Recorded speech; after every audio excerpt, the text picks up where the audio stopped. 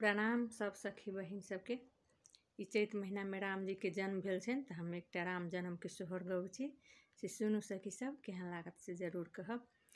मह मह बधन गड़िया की खह खह मंदिर रे, ललन रे राम जी भेली अवतार की गाऊ सब सोहर रे।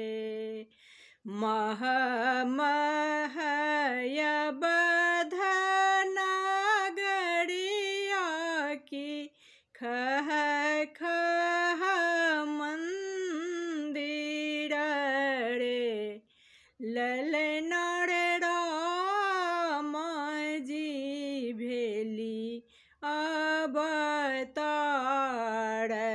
की गाऊ सब सोहर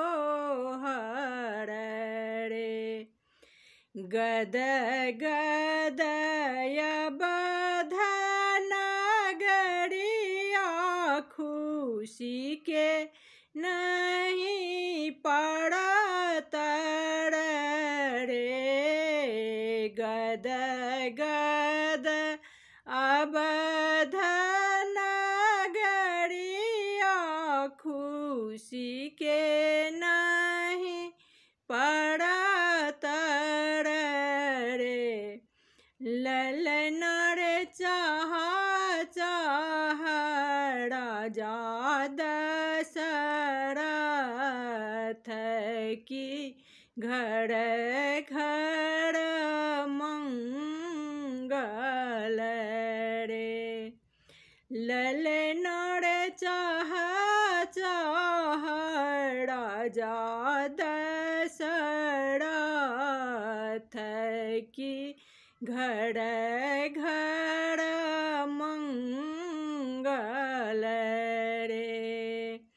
मह मह बधन गड़िया की खह खह मंदिर रे, ललन रे राम जी भेली अवतार की गाऊ सब सोहर रे।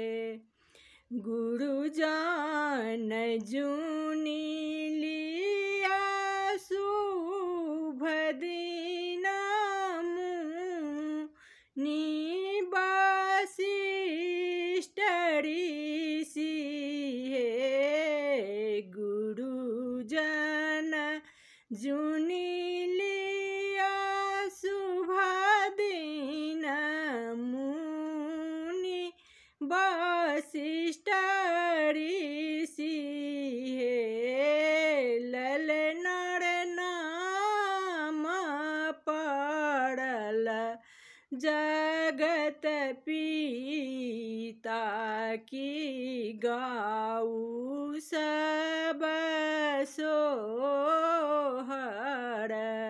रे, ललन रे नाम पड़ल जगत पिता की गाऊ सब सोहर